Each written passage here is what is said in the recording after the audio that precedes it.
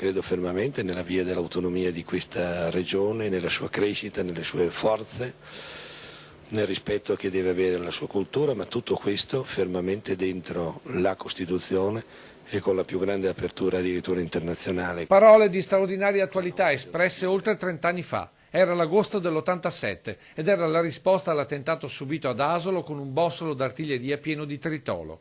La motivazione la racconta lo stesso presidente Bernini. Mi dicono che era in piazza vicino al luogo della raccolta delle immondizie, se ho capito bene, e che conteneva un plico molto lungo, molto voluminoso di dichiarazioni, di affermazioni, da quel poco che so non mi sembrano neanche molto chiare e coerenti, nonché si può dire un invito, una proposta, un appello rivolto a me perché prenda delle iniziative come al solito nei riguardi dei meridionali. Cambiano i protagonisti per una storia che si ripete quindi, come per la politica, con la caduta non solo di un sindaco storico per la città di Treviso, ma anche per l'allora trentennale potere democristiano. C'è poco da fare, il dato elettorale è un dato che influisce anche nella stessa delineazione politica e gestionale.